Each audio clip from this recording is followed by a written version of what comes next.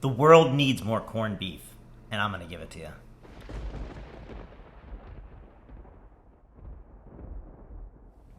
What's up everybody, James with JB Sous Vide, and I'm so glad you're back. If this is your first time here, this channel is dedicated to bringing you high quality sous vide cooking that you can do in your own home. If that sounds like something that you'd be interested in, hit that subscribe button down below and click that bell so you get notified every time we drop a new video. Today, I'm going to begin my preparations for one of my favorite holidays. I'm going to be curing my own corned beef, and I figured I'd take you along for the ride. To be honest, I've been saying it for years. We should be having corned beef more than once a year. It's just too dang good.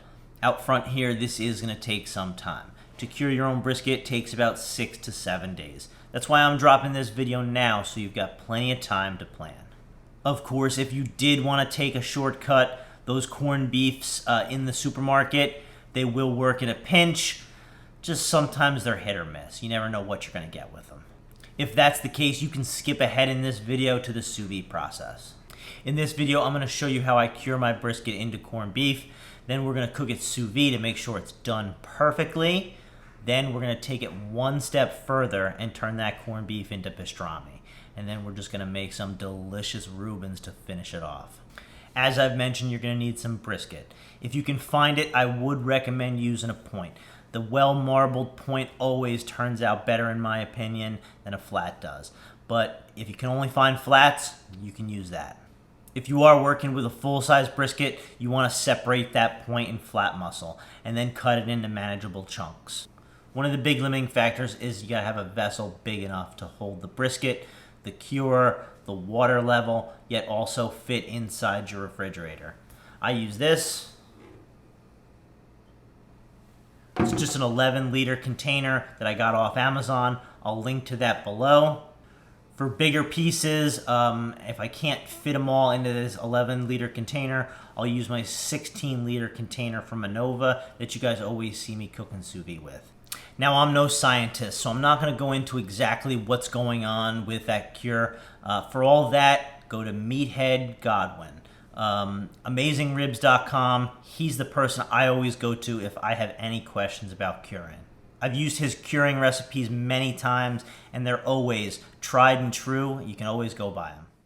Here we go. These are the brisket flats that I picked up. In total, they weigh about 5 to 6 pounds. We'll bring in our vessel, and it's filled with about 4 liters of water. To that, we'll add 8 ounces of coarse kosher salt and 2 teaspoons of Anthony's Prague Powder No. 1.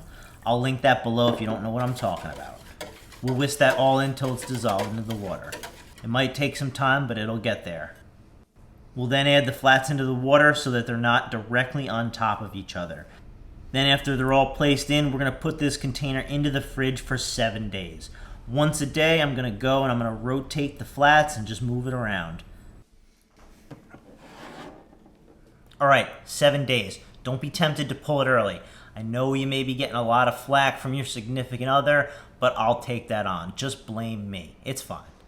Now, after 7 days, your brisket has come to an equilibrium with that salt and cure. So it's going to be salty. We're going to need to desalinate it. What we're going to do is we're going to dump out this water and replace it with just fresh water.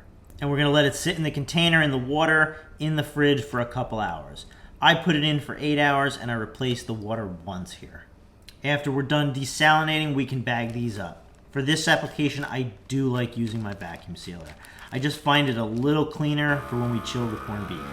But don't worry, you can still use Ziplocs. I have in the past and it's turned out great. And now we can just take them over to the bath.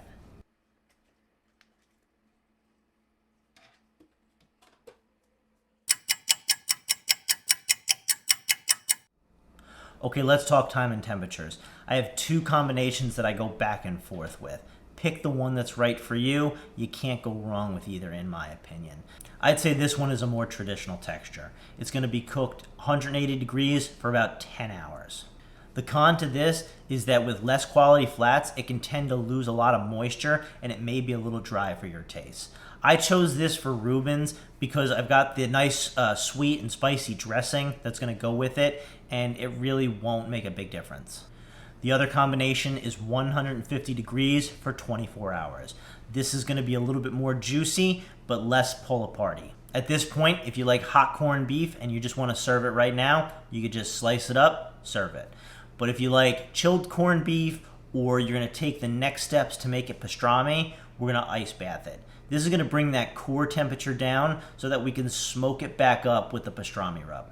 For this, it's exactly as it sounds. A bucket of ice water that you place them in for about an hour. While that chills, let's get into our pastrami rub. This is also a meathead special. I'll link to his recipe below.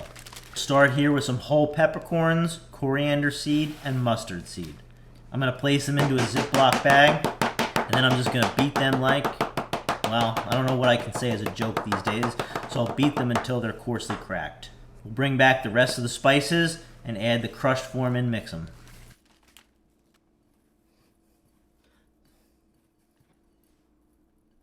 We'll bring in our chilled corned beef. We'll use some mustard as a binder, and we'll liberally apply our rub. A little too liberally in my case here. I think the cutting board got most of it. But after it's all coated, I'll take it out to my Weber that's set up for indirect smoking. We're going to run the Weber at around 225 degrees for about 2 to 3 hours over some post oak wood. At about 2 hours, I like to check my bark. If you have a flat, you want to pull it after you're happy with the bark. You don't want them to sit on the smoker and dry out. All right, final stretch here. We're going to start getting everything together for our Reubens. We've got our toasted rye bread, our Swiss, our sauerkraut, and our Russian dressing. Now, I'm not sure my dressing is the most typical or traditional. It's just what I like, what I've been doing, so use what you like.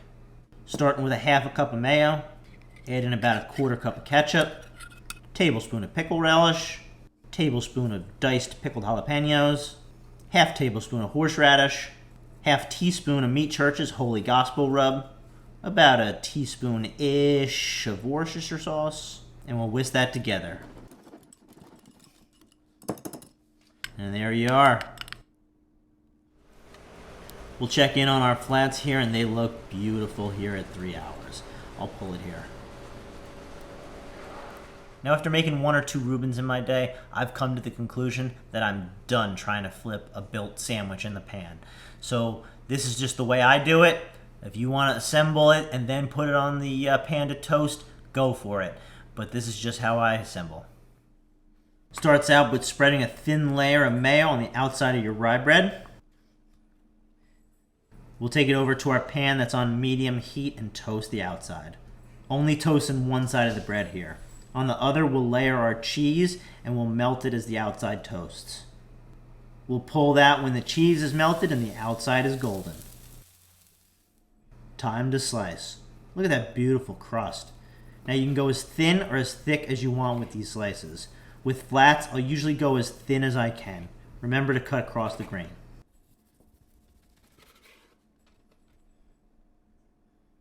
One slice, I'll take a portion of meat for one sandwich, spread it out to about the length of my bread. And just like they do at that famous deli, Katz in New York, we'll slice up half and stack it up. We'll bring in our toasted rye, a little dressing on both sides. We'll add our meat, the sauerkraut, close it up,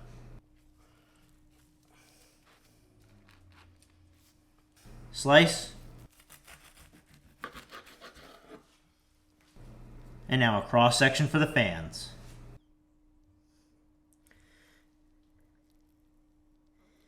All right, let's see how we did here. First, that corned beef. Look at that. Beautiful.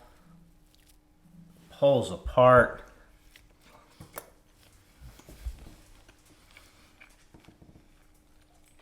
Great pastrami, I'll tell you that much. All right, now let's get into the Reuben. Whew, look at that. It's got everything. Everything you want. That's delicious. That's a great Reuben. That pastrami in there, delicious. Love that little hint of smokiness. You know, it's tender. It's flavorful. It's really pretty good. And then the sauerkraut, the Swiss, just great. You know, that dressing always provides that great sweetness, a little bit of spice to it. But hey, pretty delicious.